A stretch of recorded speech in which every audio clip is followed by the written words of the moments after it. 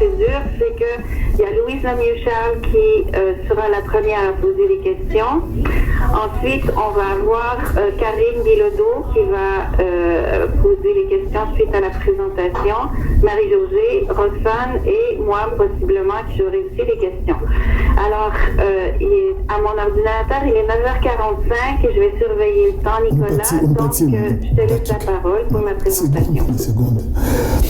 Merci beaucoup, professeur Lise Lamotte. Merci beaucoup, les membres du jury. Le titre de ma thèse, comme vous le savez, c'est le variable associé à la collaboration interprofessionnelle dans les équipes interdisciplinaires de santé mentale. La présentation, c'est une présentation à 7 points qui va de l'introduction générale vers la conclusion. Nous passons directement à l'introduction générale. Parlons de la problématique. Les études ont montré que la collaboration interprofessionnelle produit des retombées positives pour les usagers, les personnels de santé et les organisations de soins. Pour les usagers, il s'agit entre autres de la réduction des erreurs médicales, l'amélioration de la qualité des soins et de l'état de santé. Pour le personnel de santé, il y a l'augmentation de la satisfaction, de la cohésion d'équipe et la réduction des tensions et des stress, de l'épuisement et des surménages, et il y a la résolution des problèmes. Pour les organisations de soins, il y a les taux bas d'admission, la durée de séjour plus courte, le coût des soins de santé plus bas, l'amélioration de la rétention du personnel et de la qualité des services. Cependant, les chercheurs estiment que son adoption est insuffisante dans les organisations et les services de santé. La collaboration interprofessionnelle est superficiellement, voire rarement pratiquée. Cette situation conduit à des conflits suivants, souvent nuisibles entre les professionnels de santé, à des erreurs médicales, à des complications de maladies, au burn-out, à la rotation du personnel et à des longues hospitalisations, à une augmentation des coûts des soins de santé et à des taux de mortalité élevés. Il existe donc un besoin de recherche pour identifier les variables. Est-ce que ça serait possible de couper le son sur le téléphone 514-244-4169 parce qu'on entend un double de voix et c'est pas agréable du tout, ça, c'est difficile. Je raccroche parce que mon son s'est déjà coupé. Non, c'est pas Votre son est ici. Excusez-moi. En fait, pouvez-vous vous mettre sur mute tout le monde, là, comme ça va être plus facile à l'entendre. Il va juste... Moi, je suis sur mute. Merci, continuez. Ok, Nicolas, tu y vas. Il existe donc un besoin de recherche pour identifier les variables associées à la collaboration interprofessionnelle, particulièrement dans les domaines de santé mentale. Moins d'attention a été accordée à ces secteurs comparativement à d'autres secteurs de la santé. La majorité des études portant sur la collaboration interprofessionnelle en santé mentale portent sur les effets de la collaboration interprofessionnelle et la plupart des études sur la collaboration interprofessionnelle en santé mentale ont été menées dans les contextes de soins primaires et se limitent plus souvent à analyser la collaboration entre médecins et infirmières. Les auteurs ont tendance à limiter leurs recherches sur un petit nombre de variables indépendantes. De plus, les chercheurs ne ressentent pas la particularité de l'hétérogénéité des professionnels de santé dont les caractéristiques culturelles, économiques et professionnelles peuvent considérablement varier. Aucune recherche n'a comparé les variables associées à la collaboration interprofessionnelle chez les professionnels travaillant dans les soins primaires de santé mentale versus les services spécialisés de santé mentale, alors que les deux contextes de soins diffèrent considérablement en termes de la clientèle desservie, des activités, des acteurs impliqués, de la composition et des rôles de ses membres. Notre recherche vise à combler les lacunes que nous venons de parler. Notre question de recherche est la suivante. Quelles sont les variables associées à la collaboration interprofessionnelle dans les équipes interdisciplinaires de santé mentale du Québec? Pour cela, plusieurs variables reconnues comme étant fortement associées à la collaboration interprofessionnelle dans la littérature scientifique du domaine de la santé ont été testées et catégorisées dans un cadre conceptuel inspiré du modèle de Bronstein. Autrement dit, l'objectif général de notre thèse est d'approfondir nos connaissances sur la collaboration interprofessionnelle par l'identification des variables associées à la collaboration interprofessionnelle en santé mentale. Nous nous sommes fixés 3 objectifs spécifiques, à savoir identifier les variables associées à la collaboration interprofessionnelle dans les équipes interdisciplinaires de santé mentale implantées dans les réseaux locaux de services de Québec, identifier les profils des professionnels de santé mentale selon leur perception de la collaboration interprofessionnelle ainsi que les variables associées pouvant les différencier, identifier et comparer les variables associées à la collaboration interprofessionnelle dans les équipes interdisciplinaires de santé mentale selon les contextes des soins, c'est-à-dire les soins primaires et les services spécialisés. Chaque objectif spécifique a fait l'objet d'un article scientifique dont je suis le premier auteur. Ces articles ont été publiés dans des revues internationales avec arbitrage par le pair. Passons maintenant à l'état des connaissances. Parlons de facteurs qui influencent la collaboration interprofessionnelle. Il s'agit des variables qui créent des contextes favorables ou défavorables à la collaboration interprofessionnelle. Pour notre étude, nous avons identifié ces variables à l'aide des données empiriques provenant des études du secteur de la santé et nous nous sommes référés à la classification de Bronstein. Bronstein a classifié ces facteurs en 4 catégories. À l'occurrence, les rôles professionnels, c'est-à-dire les facteurs systémiques, les caractéristiques structurelles, c'est-à-dire les facteurs organisationnels, les caractéristiques personnelles et l'histoire de la collaboration interprofessionnelle. Et là, nous avons le modèle de Bronstein où les 4 catégories des facteurs qui influencent la collaboration interprofessionnelle sont au niveau des 4 extrémités du modèle avec la collaboration interdisciplinaire comme variable dépendante. Pourquoi nous avons choisi les modèles de Bronstein? Ces modèles semblent plus susceptibles de répondre aux besoins de notre recherche à cause de sa clarté, à cause de sa robustesse. Ces modèles ont l'avantage d'inclure les principales catégories de variables influençant la collaboration interprofessionnelle exposée dans la littérature scientifique de la santé. Ils illustrent clairement, et cela d'une façon structurée, dans un même cadre conceptuel, les liens qui existent entre, d'une part, les variables qui influencent la collaboration interprofessionnelle regroupées en 4 catégories et d'autre part, la collaboration interprofessionnelle comme variable dépendante. Ils traitent ces facteurs selon la perception des professionnels. Ce modèle a été développé à partir d'une recension d'écrits multidisciplinaires et d'études empirique. Passons maintenant au cadre conceptuel de notre étude. C'est l'adaptation du modèle de Bronstein. Nous avons apporté 2 ajustements majeurs au modèle de Bronstein pour l'adapter à notre étude. Le premier ajustement a été apporté au niveau de variables qui influencent la collaboration interprofessionnelle et le deuxième ajustement au niveau des composantes de la collaboration interprofessionnelle. Parlons du premier ajustement.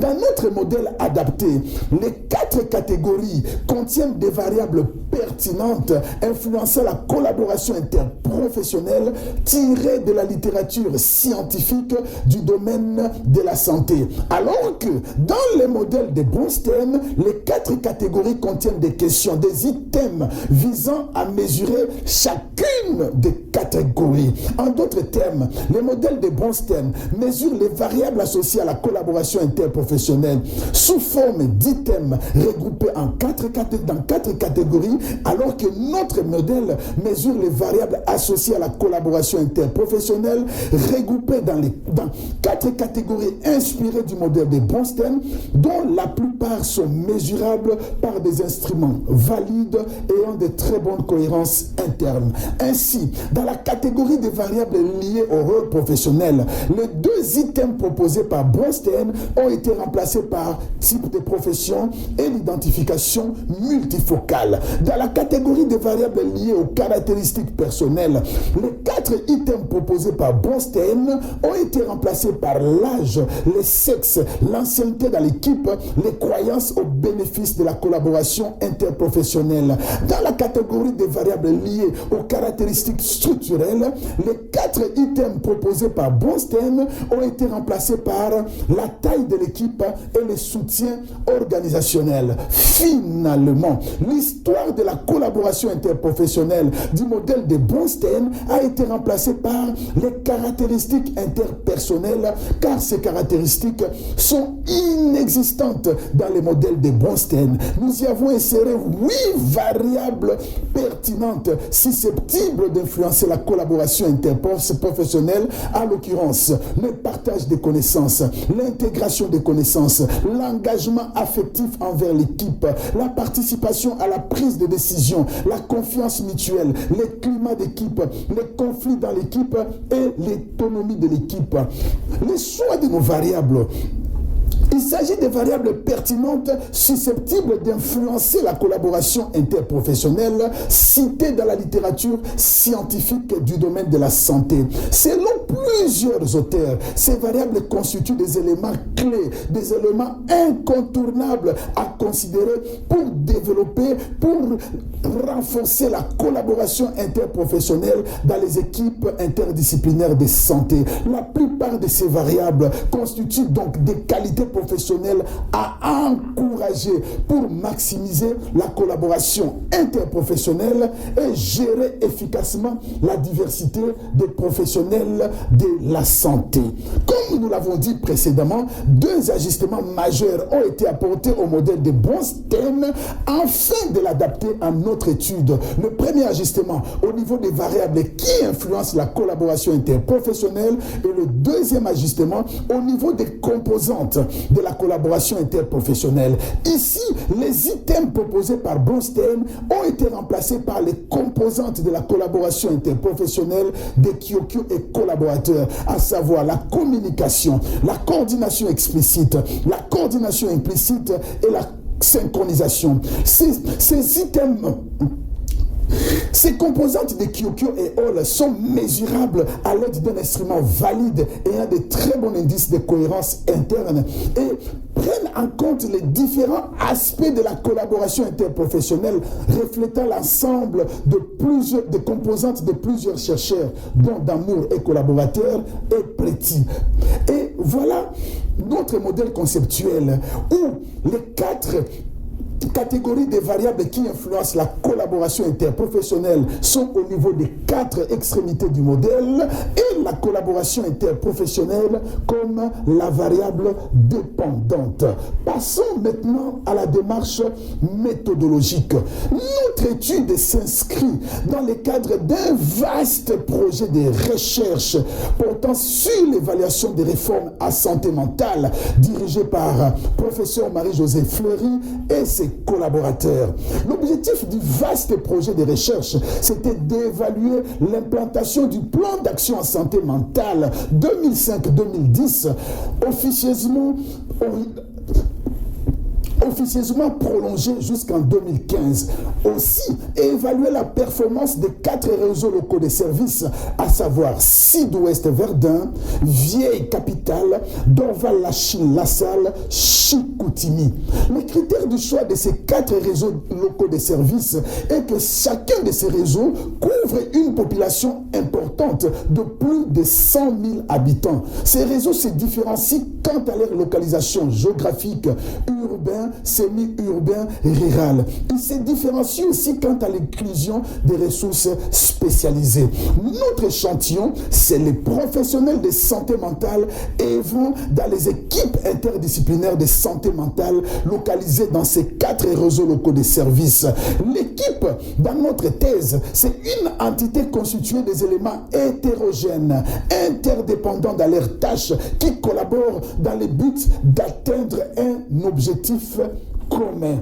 Pour l'ensemble des 4 réseaux locaux de services, tous les professionnels de santé mentale ont été sollicités à répondre à un questionnaire auto-administré envoyé à la poste du 30 mai au 30 novembre 2013. Il y avait 315 répondants, soit un taux de réponse de 67,6%. L'âge moyen des répondants était de 43 ans et la plupart des répondants étaient des professionnels psychosociaux, suivis des infirmières, des professionnels de soutien administratif et de médecins. Les femmes étaient plus nombreuses que les hommes et la plupart des participants travaillaient dans les services spécialisés de santé mentale. Notre défi de recherche est quantitatif, corrélationnel et transversal. Nous passons maintenant aux résultats et à la discussion et aux discussions de notre thèse. Nous allons nous référer aux 3 articles scientifiques de la thèse. Le premier article scientifique, c'est les variables associées à la collaboration interprofessionnelle, les cas des professionnels travaillant dans les réseaux locaux de services de santé mentale. L'article a été publié au Journal of Interprofessional Care en 2018. L'originalité de l'article tient compte du fait qu'un grand nombre de variables a été pris en compte, catégorisées dans un cadre conceptuel inspiré du modèle de Bronstein. La plupart de ces variables ont été mesurées par des instruments valides et a de très bons indices de cohérence interne. Un large échantillon de professionnels de santé mentale ont répondu au questionnaire et l'analyse concerne toutes les lignes à la fois et s'applique à tous les professionnels de santé mentale. Nous avons réalisé des analyses de régression linéaire, bivariées et multivariées et nous avons trouvé 5 variables reliées aux caractéristiques interpersonnelles, à savoir le partage des connaissances, l'intégration des connaissances, le climat d'équipe et l'engagement affectif envers l'équipe et l'autonomie de l'équipe étaient associés à la collaboration interprofessionnelle. Une variable reliée au rôle professionnel, à savoir l'identification multifocale, c'est-à-dire l'identification simultanée à l'équipe et à la profession, était reliée à la collaboration interprofessionnelle. Et une autre variable reliée aux caractéristiques professionnelles, c'est-à-dire l'âge, était reliée à la collaboration interprofessionnelle. Le deuxième article de notre thèse, c'était les profils des professionnels de santé mentale selon leur perception de la collaboration interprofessionnelle. L'originalité de l'article tient compte du fait que l'analyse typologique, souvent utilisée dans d'autres domaines de santé mentale, a été utilisée pour classer les participants dans des groupes aussi homogènes que possible à l'intérieur et aussi hétérogènes que possible entre eux. L'article prend en compte l'hétérogénéité des professionnels de santé mentale. Ces typologies que nous ressortons dans l'article sont susceptibles d'orienter le développement des interventions adaptées aux besoins des sous-groupes identifiés. Comme résultat du deuxième article, nous avons trouvé 4 profils de professionnels de santé mentale selon leur perception de la collaboration interprofessionnelle. Il s'agit de 2 profils ayant des grands scores de collaboration interprofessionnelle, le profil 4 et le profil 3. Le profil 4, c'est les professionnels moins conflictuels ayant le niveau de collaboration, ayant un haut niveau de collaboration, de partage et d'intégration des connaissances. Le profil 3, c'est les professionnels moins conflictuels ayant un haut niveau de collaboration, de prise de décision participative et de confiance. Et les profils qui avaient les scores moyens de collaboration interprofessionnelle, c'était le profil D, c'est-à-dire les professionnels psychosociaux sociaux moyennement collaboratifs avec moins de participation à la prise de décision. Et les profils qui avaient de faibles scores de collaboration, c'était le profil 1 que nous avons appelé les professionnels moins collaboratifs avec de nombreux conflits, moins d'intégration des connaissances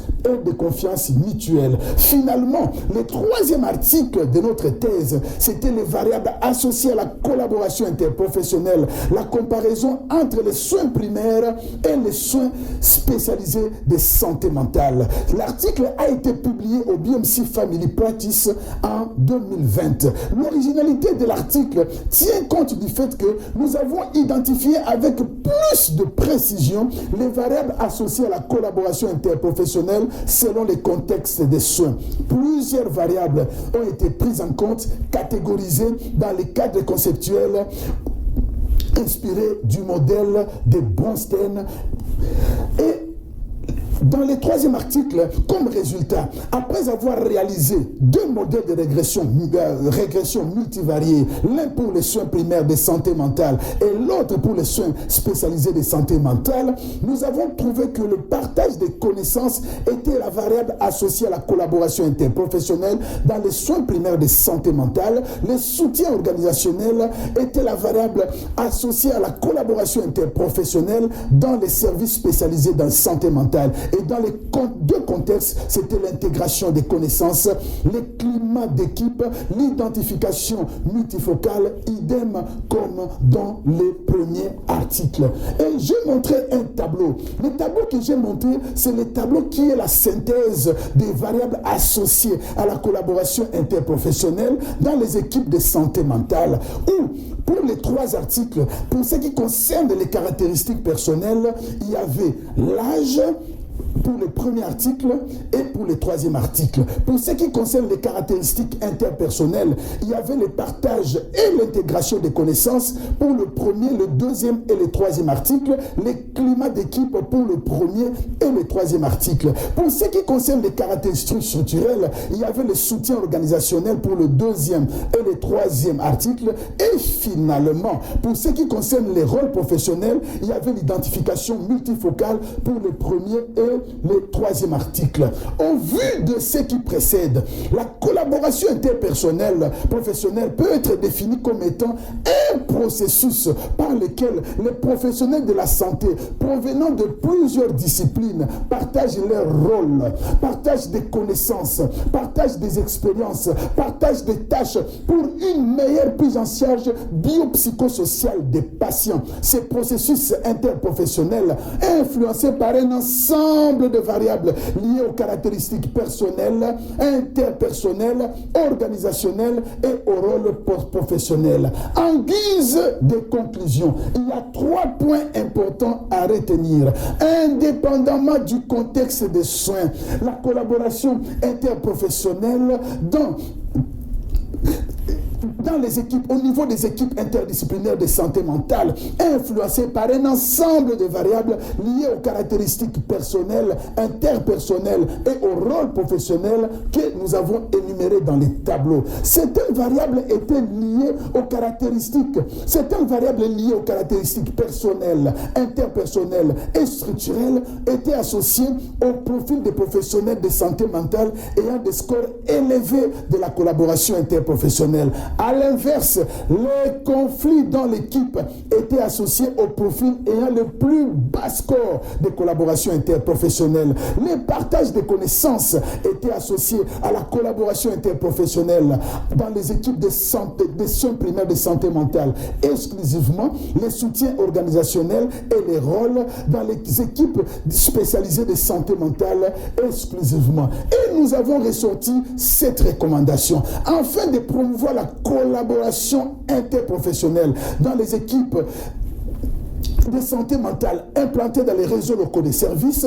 Les gestionnaires devraient fortement encourager les qualités professionnelles positivement associées à la collaboration interprofessionnelle que nous avons citées dans les tableaux. Les gestionnaires devraient particulièrement encourager le bon climat d'équipe, le partage de connaissances pour promouvoir la collaboration interprofessionnelle dans les équipes de soins primaires de santé mentale dont la plupart sont nouvellement implantées dans les réseaux locaux de services. Les Le gestionnaire de services devait particulièrement s'assurer que les équipes qui spécialisées de santé mentale bénéficient d'un soutien organisationnel approprié afin de promouvoir la collaboration interprofessionnelle et les rendre plus performantes. Les conflits dans l'équipe constituent un obstacle majeur à la collaboration interprofessionnelle. Le rôle du gestionnaire est fondamental dans la prévention et la gestion de conflits. Une formation continue en résolution des conflits est importante dans les contextes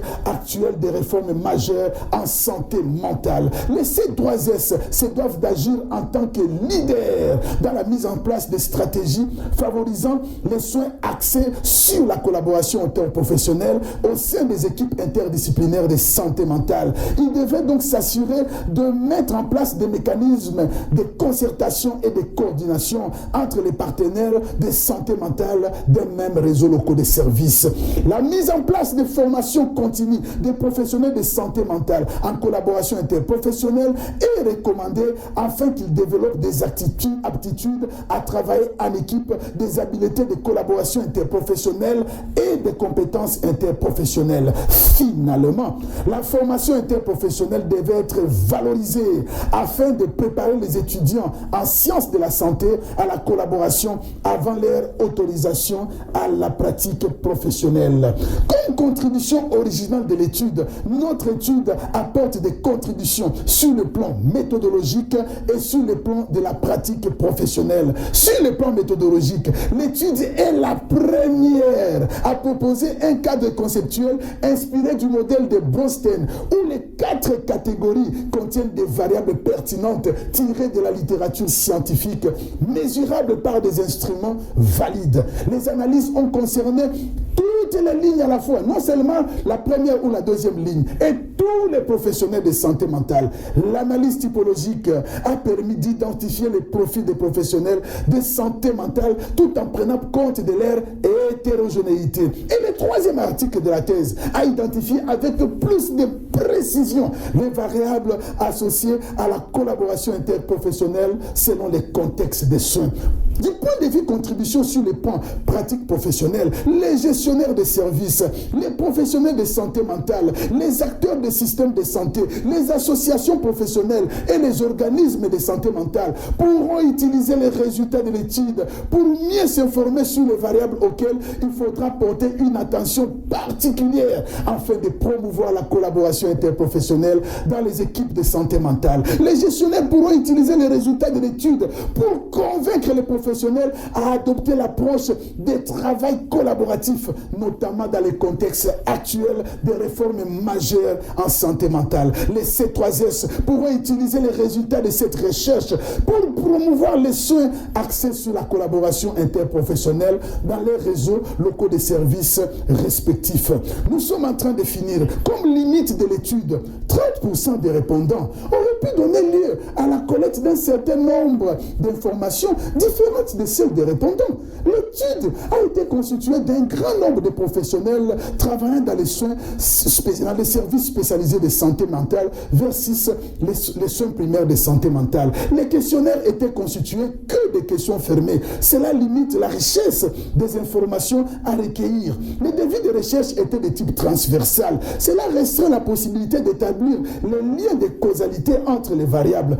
Une seule source d'information a été utilisée, à savoir les questionnaires auto-administrés. Et les données ont été collectées en même temps auprès des mêmes répondants. Cela augmente la possibilité de biais de la variance commune. Certaines variables n'ont pas été prises en considération dans l'étude, telles que le respect mutuel, la cohésion d'équipe, le leadership, la culture organisationnelle. Comme piste pour de futures recherches, il serait souhaitable que la présente étude soit répliquée en recourant à un défi de recherche longitudinal. Cela permettait de confirmer la causalité des variables associées à la collaboration interprofessionnelle retrouvée dans cette étude. Il serait souhaitable que les futures recherches utilisent également la méthode qualitative de focus group pour recueillir plus d'informations sur les variables associées à la collaboration interprofessionnelle dans les équipes de santé mentale. Il serait intéressant que les futures recherches vérifient l'impact d'autres variables susceptibles d'influencer la collaboration interprofessionnelle interprofessionnelles qui n'ont pas été prises en compte dans la présente recherche. Comme mot de la fin, les objectifs visés par la présente thèse ont été atteints. Les analyses statistiques ont permis d'identifier les variables permettant de prédire la collaboration interprofessionnelle dans les équipes de santé mentale implantées dans les réseaux locaux de services et de ressortir les variables associées à la collaboration interprofessionnelle dans les soins primaires de santé mentale et les services spécialisés de santé mentale. L'analyse typologique a permis d'identifier les profils des professionnels de santé mentale selon leur perception de la collaboration interprofessionnelle ainsi que les variables associées pouvant les différencier. Des recommandations ont été formulées à l'intention des gestionnaires des services, des professionnels de santé mentale, des C3S, des organisations de soins pour promouvoir la collaboration interprofessionnelle. Merci pour votre attention. Mes sincères remerciements au professeur Lise Lamotte, au professeur Marie-Joseph Fleury de recherche, au professeur Karine Bilodeau, au professeur Louise Lemieux-Charles et à tous les professeurs de l'Université de Montréal, spécifiquement de l'école de santé publique de l'Université de Montréal. Merci encore une fois. Alors Nicolas, je te remercie énormément. Malheureusement, on n'est pas sur place pour t'applaudir, mais à entendre nos applaudissements. Alors tu as fait une présentation très précise et exhaustive sur le contenu de ta thèse. Donc je vais tout de suite donner la parole à Louise Lemieux-Charles pour la ronde des questions. Louise, tu peux poser plus qu'une question. S'il y a lieu, on fera une deuxième ronde, mais on commence avec toi. Merci beaucoup. Nicolas, est-ce que tu m'entends? Oui, je vous entends, professeur Louise. C'est bien. Merci beaucoup de la présentation. Ça a été très favorable. Je veux vous féliciter pour les 3 articles que vous avez publiés. Ils ont été très intéressants. Vous avez lu mes commentaires, je crois, oui? Oui, j'ai lu vos commentaires. OK. Alors, je les répéterai pas. Ce qui m'intéresse, c'est 2 choses. J'ai bien aimé le 3e article. Puis comme vous savez, peut-être que vous ne savez pas, le contexte pour moi est très important. La nature du travail peut causer la différence entre la façon dont les gens travaillent. Alors, je me demande pourquoi vous avez pas posé la question de... Vous n'avez pas demandé aux professionnels s'ils percevaient que l'équipe était performante. Parce que d'habitude, on voit cette variable-là qui fait partie de plusieurs études dans le domaine de l'équipe. Oui. Merci infiniment. Encore une autre question, s'il vous plaît. Vous avez dit qu'il y a 2 questions. Commence Nicolas à répondre, ça va mieux pour la gestion. Je vais répondre à la question. Peut-être qu'il y en avait 2 dans ce que j'ai dit, mais oui. Je veux que vous répondiez à la question au sujet des équipes qui sont performantes. Oui. Merci beaucoup, professeur Louise Charles Mieux. Merci infiniment. En fait, dans notre recherche, nous nous sommes focalisés pour rechercher les variables associées à la collaboration interprofessionnelle. Pourquoi nous n'avons pas posé la question du point de vue performance?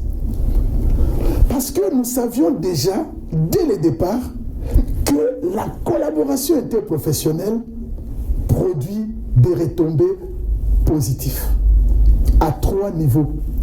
Ça produit des retombées positives et pour les professionnels de santé et pour les organisations des soins et pour le patient.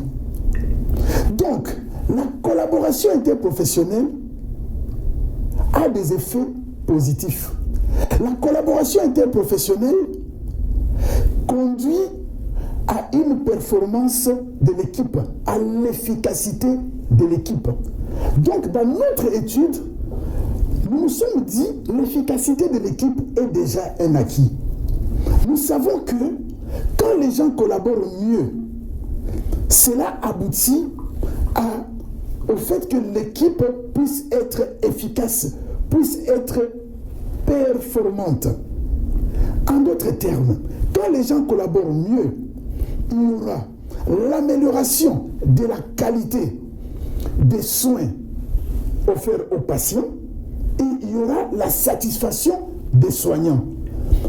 Et comme nous avions déjà cela dans l'esprit, nous nous sommes dit, dans le domaine de santé mentale, les variables associées à la collaboration interprofessionnelle ne sont pas très recherchées. C'est un secteur où la collaboration interprofessionnelle, c'est un secteur important de la santé, où, comme je l'ai présenté dans mes présentations, où la collaboration interprofessionnelle est sous-étudiée. Et j'ai présenté les 7 niveaux, les 7 points qui montrent que la collaboration interprofessionnelle est sous-étudiée dans les domaines de santé mentale, les variables associées, comparativement à d'autres secteurs de la santé. Parce que la plupart des études en collaboration interprofessionnelle en santé mentale portent sur les effets. Ils sont mesurés en soins primaires et se limitent à analyser la collaboration entre les professionnels de santé. Les auteurs ont tendance à limiter les recherches à un petit nombre de variables indépendantes et les chercheurs ne ressortent pas la particularité de l'hétérogénéité et ne comparent pas les variables associées dans les soins primaires et les services spécialisés. C'est pour cela que nous nous sommes dit... Nicolas, je pense que la question, Louise, est-ce que tu veux réagir à sa réponse? Je ne suis pas tout à fait d'accord parce qu'on ne peut pas prendre pour acquis que la collaboration, que nous savons tous sur la collaboration et la performance. Puis vous avez trouvé dans votre 3e article qu'il y avait la différence entre la collaboration dans les 2 contextes. Ce que vous ne savez pas, c'est que est-ce que cette différence-là a une différence sur la performance des équipes? Mais ça serait pour un autre jour, hein, cette étude-là. Mais ce que j'ai bien aimé, c'est qu'au moins vous avez trouvé, vous avez fait qu'il y a de la différence. Alors, cette différence-là peut mener à une différence dans la performance. Oui. C'est ça que j'aimerais vous suggérer, que si vous faites d'autres recherches, ça serait très intéressant de prendre ces 2 contextes-là et poser la question aux professionnels. Mais le 3e article est excellent, alors je vous touche ici. Merci. Oui. En tout cas, ce que vous dites, professeur... Excusez-moi. Une autre question, parce que Nicolas, on ne peut pas élaborer pour être très précise. Alors, je voulais ajouter un petit point. Une autre question. Je voulais ajouter un petit point. Oui, faites-le. Au fait... C'est la liste de coordonnées. Hein. Ce que vous dites... C'est que je rappelle qu'il est impératif de répondre le temps, donc de gérer le temps en ce moment. Alors, je demande à Nicolas d'être bref dans ses réponses et d'être direct dans ses réponses pour qu'on puisse avoir une période de questions qui soit correcte. Okay, alors, pas d'autres questions. Alors, mais Nicolas voulait te répondre brièvement, Nicolas. Oui. Professeur Lemay-Charles, vous avez complètement raison de dire que dans les prochaines recherches, il serait mieux que nous puissions approfondir encore notre recherche en allant vers les outputs, qui est l'efficacité de l'équipe.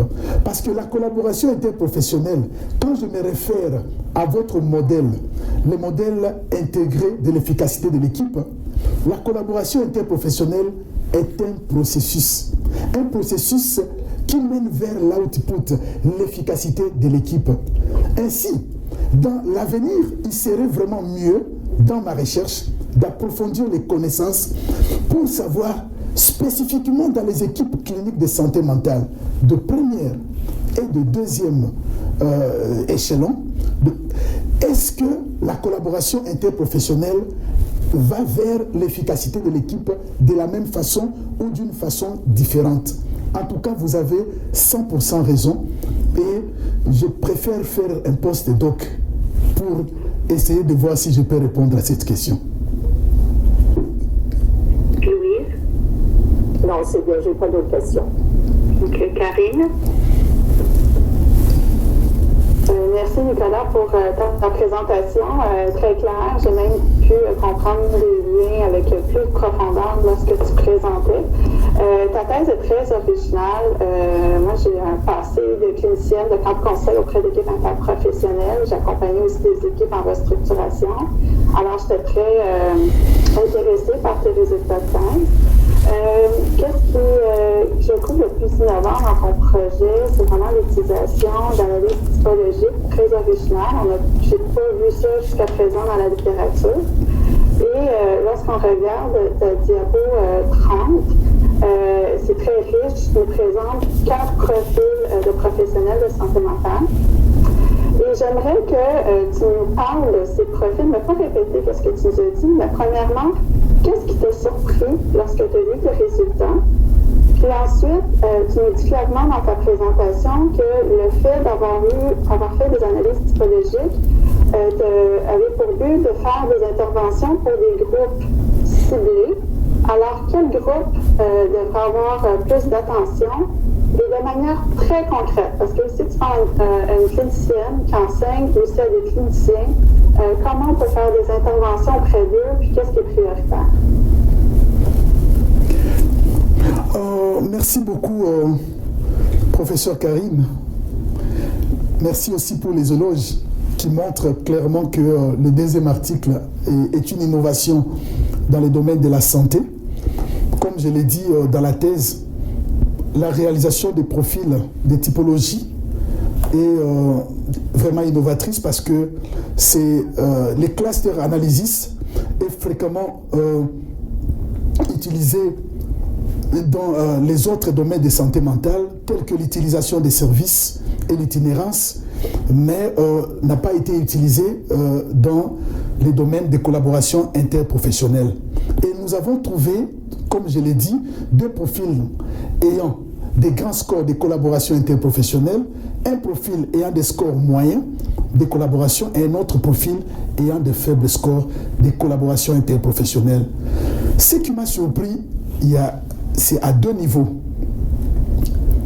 Premièrement, c'est les profils 2 et les profils 1. Je commence par les profils 2.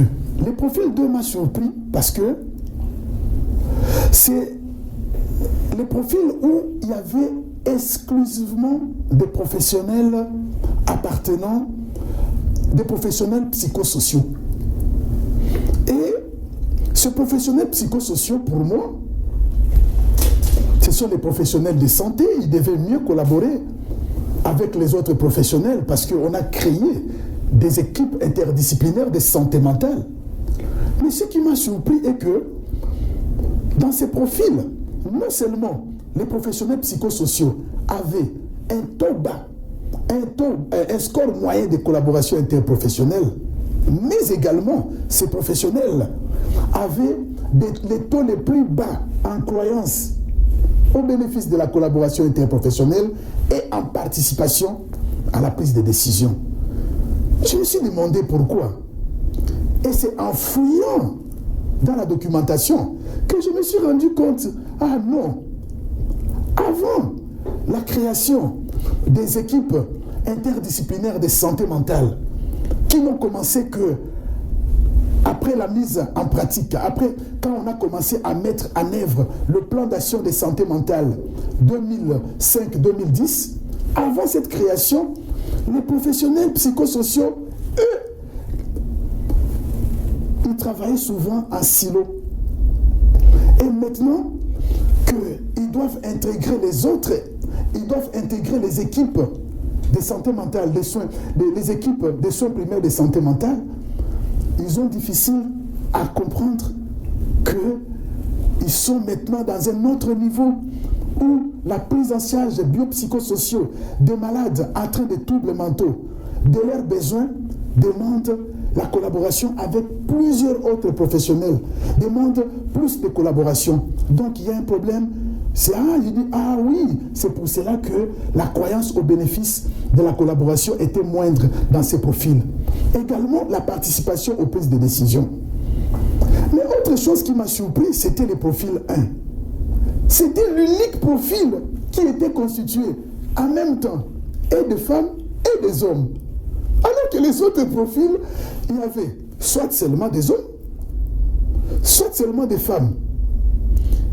Les profils 3 et 4, là où il y avait les grands scores de collaboration interprofessionnelle, n'étaient constitués.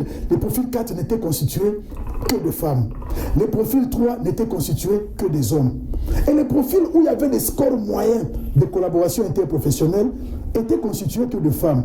Mais là où il y avait le score le plus bas en collaboration interprofessionnelle, c'était le profil 1. Je me suis demandé, qu'est-ce qui se passe avec la mixité? N'est-ce pas, on est obligé à travailler tous ensemble, et les hommes et les femmes? Pourquoi ces profils, où l'unique profil mix, il y a ces problèmes de collaboration des scores de collaboration interprofessionnelle les plus bas? C'est en fouillant maintenant dans la littérature que j'ai trouvé que d'autres auteurs, d'autres chercheurs avaient déjà ressorti cela en disant que la mixité dans les équipes, ça entraîne 4 choses à retenir. Cela réduit la communication, la collaboration dans l'équipe, et cela augmente le manque de cohésion et les conflits dans l'équipe. Donc, j'ai compris, donc si nous sommes dans une équipe mixte, donc il y a plus de probabilités que notre niveau de collaboration soit bas. Je me suis dit, à ce moment-là, il serait souhaitable que le membre des équipes interdisciplinaires de santé mentale le sache. Il serait souhaitable aussi que dans ces équipes, de tout faire pour prévenir les conflits, de tout faire pour gérer efficacement des conflits à temps, de mettre en place des formations sur la gestion des conflits pour éviter que les équipes interdisciplinaires de santé mentale ne se retrouvent à ce niveau le plus bas. Voilà ce qui m'a surpris. Maintenant, je voulais passer aux interventions parce que votre question avait 2 volets. Ce qui m'a surpris, c'était le profil 1 et le profil 3. Le profil 1, le profil conflictuel, où c'était la mixité, et le profil 2, où les scores étaient moyens, où dans ces profils, il n'y avait que les personnels psychosociaux. Or, actuellement, comme le professeur Marie-Josée Fleury l'a ressorti dans plusieurs de ses articles, dans les équipes des soins primaires de santé mentale, il y a les médecins répondants en santé mentale et les médecins de famille, ils sont moins représentés. Donc, nous avons plus de chances de trouver ces équipes-là sur le terrain. Et on doit faire maintenant, on doit porter une attention particulière à ces deux équipes. Passons maintenant aux interventions, si vous permettez. Je peux continuer? Les interventions. Karine, est-ce que la réponse te satisfait ou est-ce que tu veux réagir à sa réponse? Peut-être que je porterais peut-être une nuance, parce que là, quand vous parlez du profil 3, vous dites que les gens ne comprennent pas, puis aussi vous misez sur le fait aussi que ce sont des femmes.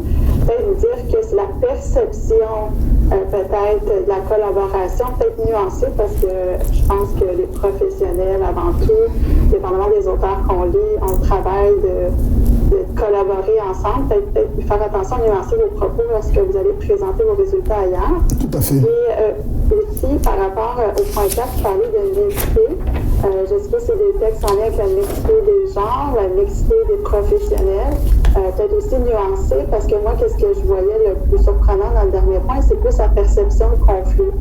Et peut-être j'apporterai la nuance à un niveau de la réflexion aussi dans peut-être comment vous allez transposer vos résultats lorsque vous allez parler à des équipes, que autant chez les hommes que les femmes ont la perception qu'il y a des conflits qui entraîne la collaboration interprofessionnelle. Puis je mettrais peut-être un bémol au fait qu'on mette des hommes et des femmes dans une même équipe, qu'il y ait des conflits.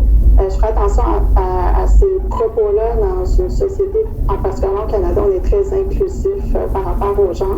Peut-être faire attention à comment vous rapportez vos propos, mais j'ai beaucoup apprécié vous expliquer en détail les profils que vous avez trouvés. Je pense que ça amène beaucoup de richesse à ce qu'on connaît, mais peut-être nuancer certains propos.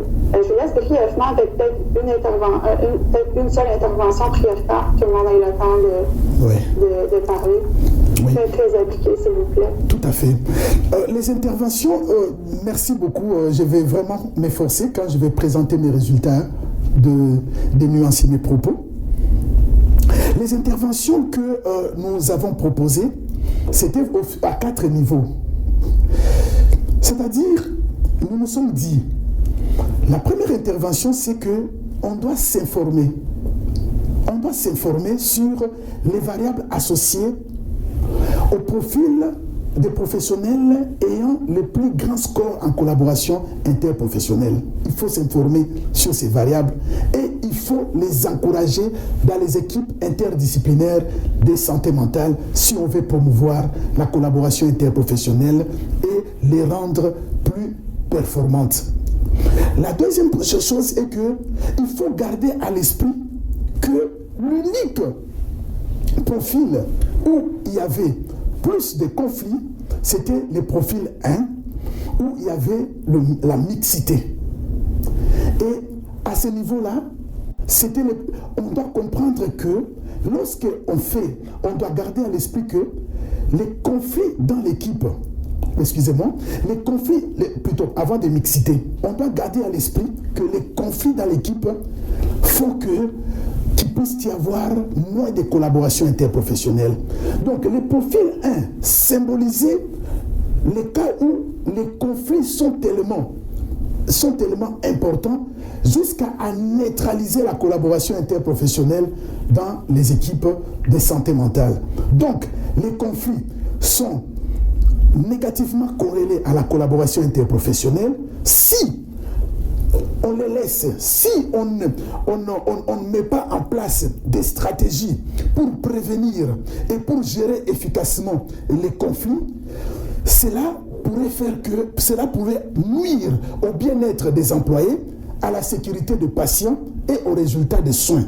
Donc l'intervention est que on doit tout faire pour que les conflits soient résolus à temps, que les conflits soient prévenus. On doit mettre en place des formations continues parce que c'est le seul profil 1 alors où il y avait plus de conflits qui étaient associés au profil des professionnels ayant des faibles scores de collaboration. L'autre intervention, c'était que au niveau les profils 2, les profils où il n'y avait que les professionnels psychosociaux. Nous avons dit précédemment et que actuellement, donc les professionnels psychosociaux, ils travaillent en silo. Maintenant, ils sont en train d'intégrer les équipes interdisciplinaires de santé mentale. Ils ont, selon les profils ressortis, les croyances faibles en collaboration et en participation à la prise de décision. Or, la prise en charge des besoins biopsychosociaux des malades atteints de troubles mentaux nécessite la collaboration, l'intervention de plusieurs professionnels et un haut niveau de collaboration. Donc, il est recommandé qu'on puisse mettre en place des formations continues en collaboration interprofessionnelle pour que les professionnels travaillant dans les soins primaires de santé mentale puissent développer leur habileté à travailler en équipe, leur habileté et leurs compétences dans la collaboration interprofessionnelle. Et pour les équipes mixtes, comme je l'avais dit, l'intervention est qu'il serait mieux que les gens sachent quand même que les chercheurs ont trouvé que la mixité peut entraîner, dans les équipes mixtes, on peut avoir des conflits, les gens peuvent être en train de s'identifier selon les genres. Il serait souhaitable qu'on les sache. Il serait souhaitable aussi que dans ces équipes mixtes, que l'on puisse prévenir et gérer à temps les conflits pour que les équipes mixtes ne puissent pas se retrouver à bas de l'échelle. Donc, 4 interventions. 1. Première intervention, s'informer sur les variables associées au profil des professionnels ayant des grands scores de collaboration, parce que les chercheurs ont montré qu'il s'agit des facteurs clés et incontournables pour renforcer la collaboration interprofessionnelle et les valoriser dans les équipes. Deuxième intervention, garder à l'esprit que les conflits, les seuls profils où il y avait de faibles taux en collaboration, c'est les profils où il y avait plus de conflits. Et qu'est-ce qu'il faut? Il faut mettre en place des stratégies pour gérer efficacement les conflits, pour gérer à temps les conflits, pour que les équipes ne puissent pas pourrir, pour que les conflits ne puissent pas nuire aux professionnels de santé et ne puissent pas nuire aussi à la qualité des soins qu'on produit. Et des 3, les équipes où il y a plus de professionnels psychosociaux, on doit aussi porter une attention particulière pour qu'on puisse aussi mettre en place des formations continues afin qu'ils puissent développer leur habileté à travailler en équipe. Voilà les 4 interventions que j'ai retenues. Karine? Merci beaucoup. Ça va? Marie-Josée? Oui, merci. Alors, c'est rapide. Marie-Josée? Oui, est-ce que vous m'entendez? Nicolas, est-ce que Marie-Josée est à côté de toi? Marie-Josée, professeur Marie-Josée, elle vient ici, elle se rapproche. Je vais me rapprocher un peu parce que peut-être qu'on a des difficultés à m'entendre. Est-ce que vous m'entendez? Alors, voilà. Professeur Marie-Josée, elle est là. Est-ce que vous m'entendez bien? Parle un peu plus fort, s'il te plaît. OK, bon. Là, est-ce que vous m'entendez? Viens à côté de Nicolas. Nicolas, on l'entend très bien. OK, donc vous m'entendez bien maintenant? Oui, bon. Parle plus fort encore, mais on va faire aller. J'essaie de parler aussi fort que Nicolas. Ça va être difficile. Donc, bravo Nicolas, belle présentation. Merci infiniment. Je suis très, très contente que Nicolas finisse sa thèse. Je pense qu'il mérite de travailler très fort. Quand même un étudiant très autonome. Puis, bravo, la réussite de tes 3 articles, je pense que c'est fantastique tout ça. Merci infiniment, professeur. Merci Nicolas, et bravo pour aujourd'hui. Donc, je voulais juste faire un petit commentaire par rapport à ce que Mme Charlemieux vous avait dit au départ, là, la performance et la satisfaction, qui sont effectivement des outcomes de la collaboration. Juste pour vous dire qu'on avait ces variables-là dans notre étude. Ce ne sont pas des variables sur lesquelles, Nicolas, tu t'es penché, mais on a fait quand même plusieurs publications. On a mis en lien la collaboration interprofessionnelle avec la performance et la satisfaction, et ces articles ont été publiés. Donc, on a publié peut-être, je dirais, quelques articles, même peut-être 2, 3, peut-être 4, 5 articles sur ça. Bon, donc, Nicolas, peut-être que si tu les as pas, je te les ferai parvenir, mais il me semble que c'est des articles que tu avais déjà. Donc, c'était des variables qu'on avait. C'est sûr que c'était des variables, comme c'est un questionnaire qui a été adressé aux cliniciens juste une fois, c'était du cross-sectional, donc une étude transversale, mais c'était possible de mettre en lien ces variables-là, mais ce n'est pas les variables sur lesquelles Nicolas a travaillé. Donc, peut-être ma première question porterait justement sur les variables, parce que heureusement et malheureusement, Nicolas a travaillé donc sur un projet qui était déjà ficelé avant qu'il fasse son doctorat.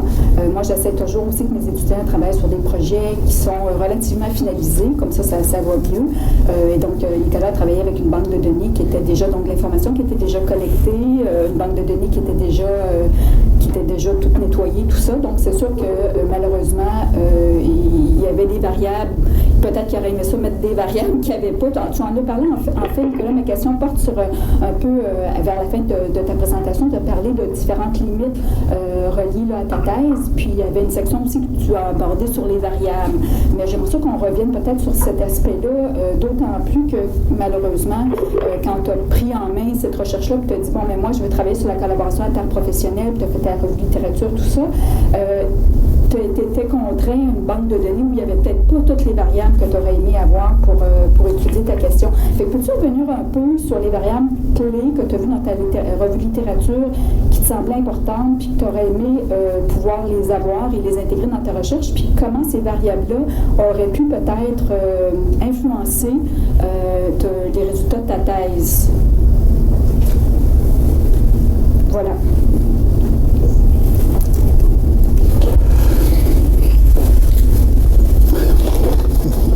Merci Merci beaucoup, professeur Marie-Josée. Merci pour les éloges. Comme je l'ai ressorti dans ma thèse, il y avait certaines variables clés que la littérature scientifique du domaine de la santé parle, que nous n'avons pas considérées dans l'article et que nous aimerions que le futur recherche puisse les considérer. Parmi ces variables, il y avait la cohésion d'équipe. En tout cas, si cette variable était intégrée dans l'étude, ça me serait très très intéressant. Parce que quand je me réfère à la classification ITME, la classification de professeur Lemieux, Charles Lemieux, quand je me réfère à cette classification, je trouve que au niveau du processus et au niveau des caractéristiques, au niveau du processus, il y a la cohésion. Et que la cohésion d'équipe, c'est une des variables importantes qui serait intéressant de mesurer, de se rassurer si cette variable est une des variables les plus intéressantes à influencer la collaboration dans les équipes interdisciplinaires de santé mentale. Malheureusement, cette variable n'a pas été mesurée dans notre étude. Comme je l'ai encore montré dans mes présentations, à part la cohésion d'équipe, l'autre variable que j'aimerais vraiment que ça soit mesuré dans les prochaines recherches, excusez-moi. Oui, c'est à la fin. Je m'excuse. C'était... Excusez. Il y avait 4 variables que j'ai trouvées importantes. Voilà. Deuxièmement, c'était les respects mutuels. Merci. Pour moi, quand j'ai lu sur la littérature du domaine de la santé, la plupart des gens montrent que sans respect mutuel, les gens réussissent presque pas à collaborer. La collaboration ne commence que par le respect mutuel. Tu me respectes, je te respecte, on collabore. Tu ne me respectes pas, j'aurai difficile à collaborer avec toi, à collaborer avec quelqu'un qui ne me valorise pas, qui me coupe la parole, qui ne sait pas que je suis important dans l'équipe, qui me traite moins que bon. Je ne veux pas parler trop sur ces points, mais j'aimerais quand même un peu insister. C'est vrai que je travaille... Je te rappelle, Nicolas, qu'il faut que tu répondes brièvement parce que le temps avance et nous allons perdre l'examinatrice externe. Oui. Et je ne voudrais pas que ça t'arrive. Oui. Ok. Je donne l'exemple de respect mutuel. Moi, je suis médecin. Et souvent, le médecin, quand il travaille avec les infirmières, il y a très peu de médecins, c'est reconnu dans les domaines scientifiques, qui respectent les infirmières dans les équipes. Et dès que les infirmières ne sont pas respectées, directement ça bloque, ça diminue la collaboration entre le médecin et les infirmières et dans l'équipe. Donc, les respects dans l'équipe, pour moi, ça serait vraiment une des variables importantes à considérer dans la collaboration interprofessionnelle dans les futures recherches. Il y a aussi le leadership. Quand nous regardons au niveau du processus de l'équipe, parce que dans les cadres conceptuels du professeur Lemieux Charles, il montre que l'output, c'est-à-dire les résultats, l'efficacité de l'équipe, découle du processus. Donc l'efficacité de l'équipe, c'est-à-dire l'amélioration de la qualité des soins prodigués aux patients et la satisfaction des soignants, ça découle du processus. Et dans le processus, le professeur Lemieux Charles nous montre que dans le processus d'équipe, il y a 8 variables importantes. Parmi les 8 variables importantes, il y a la collaboration, la communication, il y a aussi le leadership.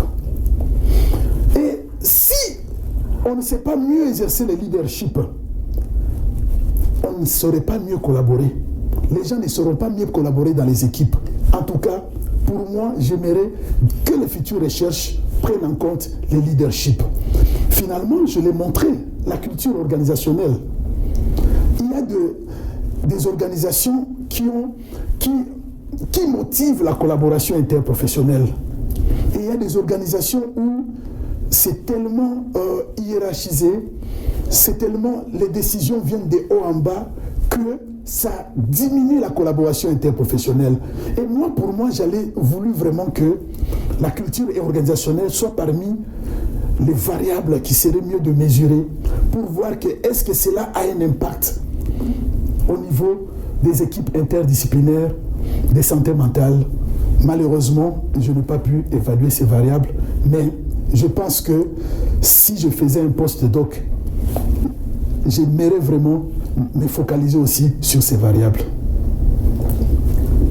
Merci, ça va être... Marie-Josée, est-ce que tu veux poursuivre? Non, étant donné que l'heure avance et puis qu'on a perdu un peu de temps, alors je vais passer à Roxane. Alors, Roxane, est-ce que tu as des questions?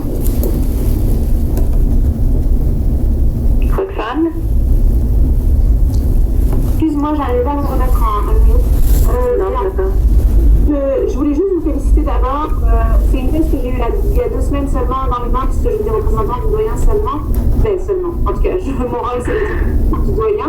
Donc, je l'ai eu avec beaucoup d'intérêt, d'autant plus que ça se rapproche de mes intérêts de recherche. Le travail est superbe. Vous avez 3 articles publiés, c'est extraordinaire.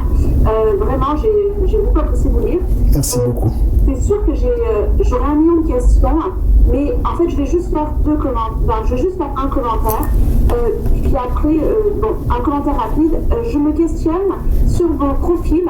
Vous avez fait une classification et l'article est publié, on reviendra en cause, mais vous avez fait une classification, vous parlez d'une typologie.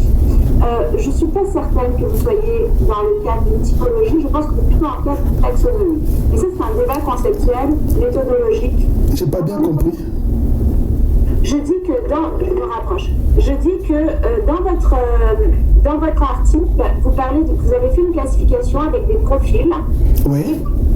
Vous dites que vous avez fait une typologie. Ok. Il y a un débat conceptuel entre les typologies et taxonomie en théorie des organisations qui fait qu'en fait, moi, j'aurais tendance à vous dire que vous avez fait plutôt une taxonomie qu'une typologie. Donc, je vous invite à, si vous voulez continuer dans un postdoc à travailler avec les classifications, à regarder la différence dans la théorie des organisations entre la typologie, qui relève de l'idéal type à la Max Weber, versus la taxonomie, qui est développée empiriquement à partir de données, comme vous l'avez fait. Merci beaucoup. Après, moi, j'aurais une question très rapide, mais en fait, ma question pourrait ouvrir un grand débat, mais je vous invite à y répondre en 2 minutes, et je vous lance ce défi d'une réponse en maximum de 2 minutes. Donc, en fait, ma question s'adresse à un expert de la collaboration interprofessionnelle, puisque je m'y intéresse beaucoup, aussi dans mes travaux à moi de recherche. Puis, dans la collaboration interprofessionnelle et dans le travail en équipe, ce qu'on voit, c'est que les professionnels entre eux peuvent déléguer ou transférer des activités pour maximiser la performance de l'équipe et de maximiser le partage des activités entre les équipes. Donc, ce qu'on appelle la délégation, c'est quand un professionnel quand, par exemple, un médecin délègue à une infirmière, là je donne, mettons, un médecin délègue, ou un psychiatre délègue à un psychologue, on va dire, le psychologue prend l'activité et en est entièrement responsable. Quand on parle de transfert d'activité, le psychiatre va déléguer au psychologue, mais garde la responsabilité. Donc j'aurais voulu savoir qu'est-ce que vous recommandez comme expert de la collaboration interprofessionnelle entre la délégation et le transfert des activités. Puis je vous invite à y répondre en 2 minutes là. Oui. Merci infiniment. Ce que moi je réponds à ce niveau-là, c'est la clarification des activités. On ne peut pas transférer les activités à une autre personne si on n'a pas donné avec plus de détails, plus de clarté ce que l'autre doit faire. Si on ne clarifie pas dans le moindre détail l'activité, on doit être très sûr que la personne peut le faire de sa façon qu'il pense être le mieux, parce que nous n'avons pas tous la même compréhension des choses. Surtout quand il faut transférer les activités du psychiatre à un psychologue. Imaginez-vous, ils n'ont pas la même base de connaissances, et si le psychiatre n'a pas détaillé avec plus de précision ce que l'autre doit faire, cela ne sera pas bien fait et on doit être sûr. Quand la personne aimerait maintenant revenir à la personne qui a transféré les activités pour lui dire ce qu'il a fait, si l'autre n'est pas satisfait, ça sera le début de conflit. Or, les conflits, comme je l'ai dit, constituent un obstacle majeur à la collaboration interprofessionnelle et c'est là, les conflits entraînent et nuisibles, non seulement pour les professionnels de santé, mais aussi pour les patients et pour les résultats. Donc, les transferts de responsabilité doivent se faire avec une clarification claire et nette des activités qu'on a transférées. Aussi, je vous en prie. Allez-y, c'est bon. Roxane, est-ce que tu veux réagir? Non, je voulais juste dire merci et je passe mon tour parce que je sais qu'on est très limité dans le délai. Merci beaucoup. Oui, alors, est-ce que Louise est revenue? Oui. Oui, ok, parce que moi, c'est moi qui... dans 30 secondes. Ok, c'est bon parce que c'est moi qui a été maintenant coupée. Alors, je ne savais pas si tu étais encore là. Alors, moi, je ferais peut-être... je vais réserver mon commentaire pour la fin et je vais demander à Louise si elle a une question additionnelle pour voir si on fait un deuxième tour. Louise?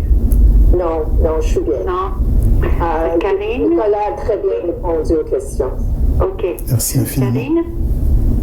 Karine, elle dit non de la tête, mais tu vas voir. Elle dit non de la vois pas, tête. non, ça va, j'avais deux questions. C'est bon. Marie-Josée? Non, ça va aller, moi aussi. Puis Roxane, on vient de le faire, donc je présume que non.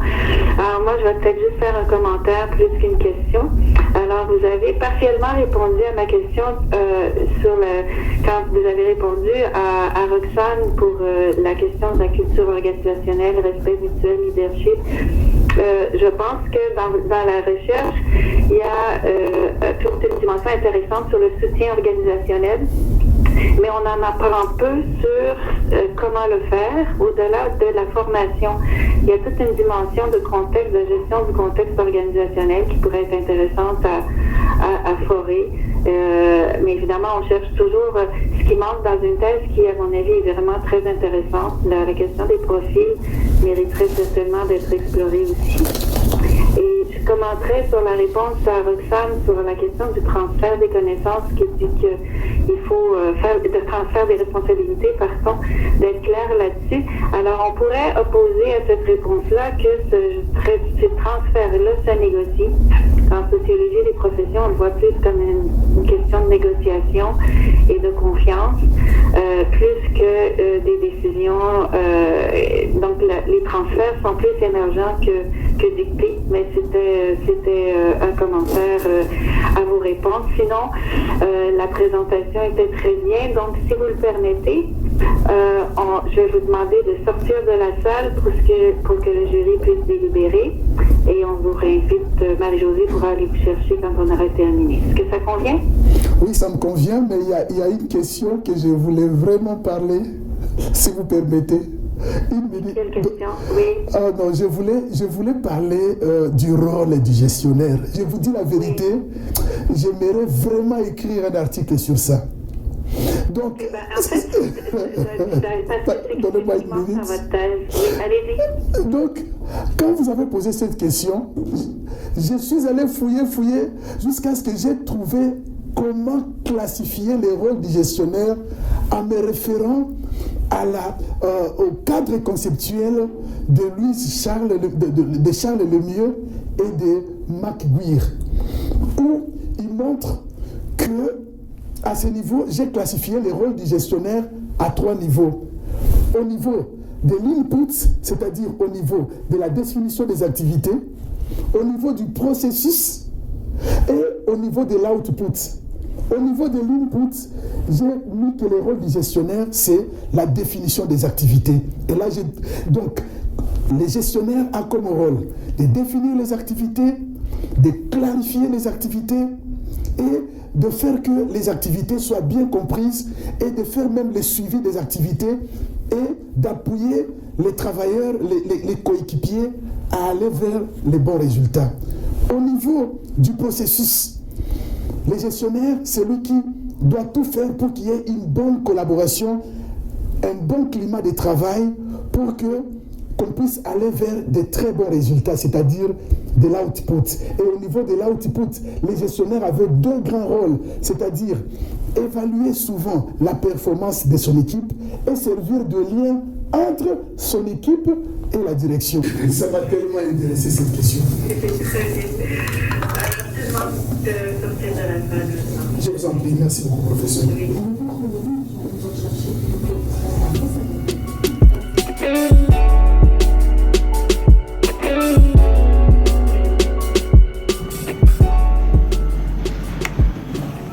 Si c'est la période d'attente, on attend juste les résultats des membres du jury, des libérations. Donc nous sommes bien. Moi, c'était interdit au public, les gens sont partis. Ah oui. Et quelle est la raison principale qui est fait qu'il n'y ait pas assez de gens lors de ces soutenances? Ah oui, ma soutenance a été marquée par l'épidémie du coronavirus. Ah oui. Le fait que les gens sont venus, les familles, les connaissances, les amis, les collègues, ils ne pouvaient pas entrer, malheureusement, à cause du coronavirus. Ah oui. Et voilà. Et la plupart des professeurs, ils ont travaillé dans des vidéos à distance, dans des vidéoconférences. Et c'était pas facile. Mais j'ai maîtrisé tellement mon sujet. Mes 3 articles. Ah, c'est très bien. Mais eux tous, ils m'orientent vers les post-doc. J'espère qu'ils vont me donner une grande distinction. Que je ne puisse pas avoir des embûches pour y arriver. Ah, félicitations, félicitations. Merci infiniment. Et il y avait combien de personnes dans la salle? On nous avait dit qu'on ne peut y être qu'au nombre de 4. Ah. Pas plus. Il y avait ma directrice de recherche, Oui. il y avait vous, mon épouse et moi. Ah, d'accord. On n'était autorisé qu'à être au nombre de 4. C'est fini. Pas Pour des raisons sécuritaires. Pour des raisons sécuritaires, pour éviter la contamination au coronavirus. Ah, d'accord. Tout à fait. Ça, c'est bien, ça sont des bons souvenirs. Des très bons souvenirs, mais je regrette l'absence quand même. Ah, très bien. En tout cas, ça c'est bien. L'école de santé publique va me manquer. Mais pour des bonnes raisons, bien sûr. Non, je vais faire le post-doc. Oui, oui. Enfin, je vais faire un post-doc. Ah, ça c'est bien. Je vais faire un post-doc. Ah, je sais que on est capable. À moins que Marie-Josée ne puisse pas le vouloir, moi je vais faire un post-doc. C'est la peine. Oui, la détermination, le projet est là. Ça c'est déjà bien. Ce qui est intéressant dans ta thèse, il y a déjà des pistes de recherche aussi qui peuvent donner ouverture à une future chercheuse. Ah, d'accord. Ça c'est bien. Et est-ce que madame a un mot à dire par rapport à la soutenance de son mari? Oui, je suis vraiment très contente, bien que le début a été difficile avec les problèmes techniques. Technique, oui. Oui, mais heureusement que tout finit bien. Tout est bien fini. Je suis vraiment très contente par rapport à sa présentation, à la façon de se défendre pour répondre aux questions. Oui. Et puis pas de stress, ça montrait vraiment qu'il maîtrisait son sujet. C'est juste ça. Oui. Oh, bien que les contextes dans lesquels il a passé il a défendu sa thèse n'est pas vraiment intéressant par rapport à l'épidémie. C'est pour la protection de tout le monde, tout le monde, tout ça. Oui. Mais au début, on n'aurait pas souhaité qu'on soit seulement à 4 dans la salle. Oui, effectivement. Mais le plus important, c'est que l'objectif est atteint. C'est très bien. Et je vous remercie d'être là. Non, de rien. Merci beaucoup. Donc, on est là dans le couloir de l'Université de Montréal. Ça, c'est la faculté de... C'est l'école de santé publique. À l'école de santé publique. C'est un département. Un département de santé publique de l'Université de Montréal. Voilà, mais moi, c'est le département de santé publique, mais moi, dans mon diplôme, ça sera écrit les départements de médecine. Comme je suis médecin, on nous avait donné des choix.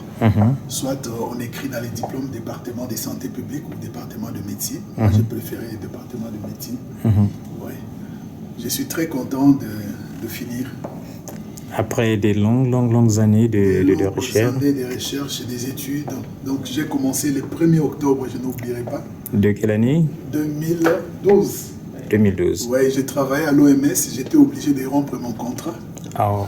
Ouais, à l'OMS en Mauritanie. Quel sacrifice. J'ai rompre mon contrat pour venir commencer les études. C'était vraiment dur. parce que les représentants de l'OMS, ils appréciaient tellement mon travail, mais ils ne voulaient pas que je puisse revenir au Canada pour quoi que ce soit. Alors j'étais obligé de lui dire que je veux revenir, alors que c'était parti. Oh, moi je me suis félicitations, mais en tout cas, enfin félicitations pas encore, on va voir, mais c'est des conditions très particulières. Hein. Vous voyez, l'université a fait tout son possible, parce que normalement on ne devait même pas avoir de soutenance. Hein. Oui. Vous voyez, si on écoute ce que le gouvernement nous a dit, vous ne feriez pas votre soutenance. Le gouvernement a dit qu'on ferme les universités pour 2 semaines. Ah oui. Vous voyez, et il y a certaines choses qu'on a essayé de sauver, donc les conditions ne sont pas optimales. Enfin, pour nous, ça nous permettrait que vous puissiez progresser dans votre parcours académique. Merci. Voilà. Merci beaucoup. En tout cas, merci. Ah, c'est très bien.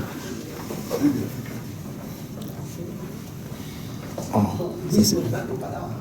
Elle était là, elle est partie. Non, mais elle n'est pas dans le jury, je veux dire. Non, elle n'est pas là.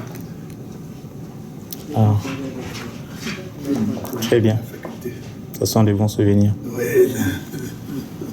Donc, vous disiez tout à l'heure que vous avez commencé en 2012, oui. Et donc de 2012 jusqu'à aujourd'hui, donc ça fait 8 ans de recherche. Non, ça fait 7 ans, parce que 7 moi ans. je finis le 30 août 2019.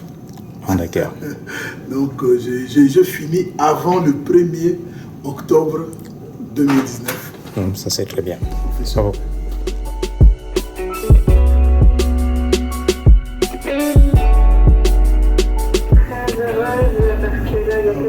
C'est très bien que Louise Michel a visité, mais nous avons complété nos délibérations avant qu'elle quitte. Alors, nous offrons une félicitation de Alors, je suis toujours contente quand je suis présidente de jury d'être la première à dire ça. Merci infiniment. Le long parcours. Alors, toutes mes félicitations. Donc, évidemment, tu nous as entendu, les membres du jury, souligner les qualités de ta recherche doctorale. Tu as fait une présentation qui était très claire sur le contenu de ta recherche. Alors, donc, nous avons évidemment recommandé, comme tu dis, comme je viens de le souligner, ta thèse avec une mention très bonne, avec donc c'est une très bonne thèse. Ah, merci beaucoup. Oui, et avec alors des encouragements peut-être.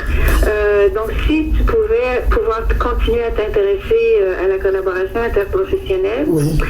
On t'encouragerait à aller voir des équipes, peut-être compléter ton regard sur les équipes avec une dimension qualitative, aller faire de l'observation, et ça pourrait compléter les analyses que tu as faites avec les diverses variables. Merci beaucoup, vraiment. Et peut-être le lien, on se rappelait le commentaire de Louise sur le lien entre la collaboration interprofessionnelle et la performance. Je pense que c'est pas aussi bien démontré qu'on voudrait bien le croire, parce qu'on y croit à la collaboration, donc on présume à la performance, mais c'est pas toujours si vrai. Et peut-être le regarder d'un point de vue longitudinal, tu verras comment ta vie va évoluer, mais si tu devais continuer à t'intéresser à ces aspects-là, ça pourrait être intéressant de continuer à le faire. Merci beaucoup. Et encore une fois, félicitations pour tes 3 articles déjà publiés. Merci beaucoup. Et pour le travail qui est finalement terminé. Merci beaucoup, merci vraiment. Voilà, je te laisse la parole maintenant, tu peux y aller. Merci, je remercie infiniment professeur Marie-Josée Fleury qui m'a supporté pendant toutes ces années. C'est vrai que je dois remercier tous les membres du jury, mais professeur Marie-Josée Fleury a montré un gros cœur pour moi. Je me rappelle quand je suis venu la première fois pour la rencontrer, elle m'a posé quelques questions sur la recherche. À ce moment-là, j'ai travaillé à l'OMS et je n'ai répondu à aucune de ces questions. Elle m'a demandé, mais monsieur, tu penses devenir un jour docteur alors que tu n'as pas répondu à mes questions? Je lui ai dit, professeur, crois à mes capacités, je peux apprendre et un jour épater le monde académique. Elle a cru en moi. Et aujourd'hui, j'ai fini mes études. Je ne peux que dire merci, professeur Marie-Josée. Merci du fond de mon cœur. Je vous aime, professeur. Je dis aussi merci à tous les membres du jury, au président du jury. Je dis aussi merci à l'examinateur externe. Je dis aussi merci aux professeurs de l'Université de Montréal qui m'ont vu venir avec très peu de connaissances en santé publique. Le fait que j'ai fait mes maîtrises en Belgique, j'ai fait mon diplôme de médecin en Afrique, mais ils m'ont pris comme un enfant, ils ont rehaussé mon niveau et jusqu'à aujourd'hui j'ai fini mes études. J'ai dit infiniment merci à l'Université de Montréal. Voilà mes quelques mots que je vais dire.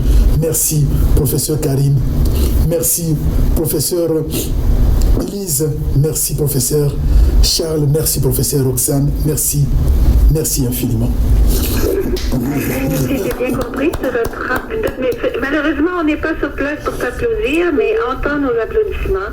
Oui, merci beaucoup. Merci infiniment. Alors, tu travailles à l'UNICEF, ça, c'est ça? Oui, je travaille à l'UNICEF actuellement à Ouagadougou, au Burkina Faso.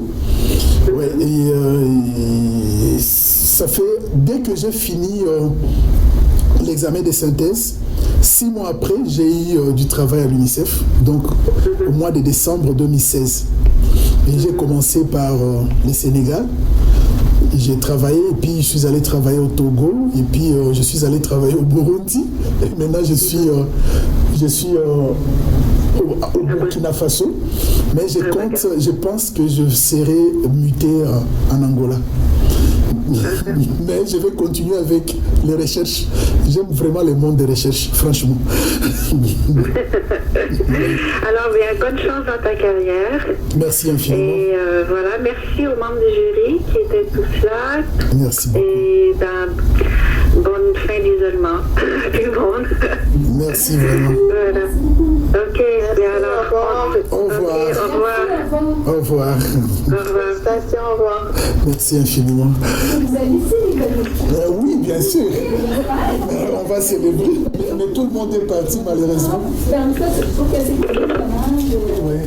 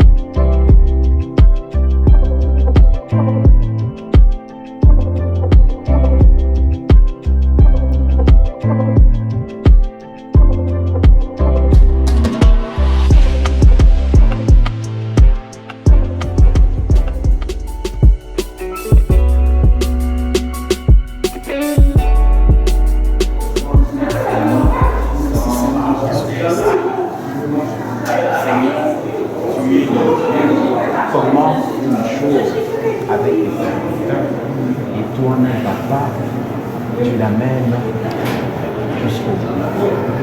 Papa, quelles que soient les difficultés, l'enfant d'Israël ont quitté l'Égypte. Leur mission était prévue, Père éternel, le 13 juin. Mais Père éternel, parce que Il n'avait pas encore su comment combattre. Et tu as ramené Père Éternel à 40 ans. Et papa, la mission était arrivée à terme. Jusqu'à ce que papa, tu as donné tous les atouts à tes enfants qui sachent comment savoir se défendre. À ce jour, Père Éternel, tu as donné encore les instruments à ton fils pour qu'il sache, Père Éternel, comment marcher de chaque jour. Tu l'as élevé, Père Éternel, papa, parce que toi, tu es le Dieu d'Israël, le Dieu de Nicolas en ce jour. Papa, nous te sommes infiniment reconnaissants. Encore ce jour, papa, nous savons que à chaque étape, Père Éternel, nous devions revenir à toi pour te demander les nouvelles directives.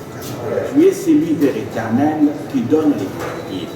Nous te demandons, papa, de lui donner encore de nouvelles directives dans le niveau où tu l'as emmené, Père Éternel. Car dans cette élévation éternelle de gloire, nous voulons que, Père Éternel, les nouvelles directives, Père Éternel, proviennent de toi. Que toi seul, papa, tu puisses l'entourer, Père Éternel, de feu, parce que tu es l'Éternel de feu. Tu as entouré, Père Éternel, les enfants d'Israël, pour que, Père Éternel, ce soit la lumière, Père Éternel, qui leur accompagne la nuit, et le jour, Père Éternel, papa, pour les protéger, Seigneur. Leur conduire, papa, guider leur voie, leur foi.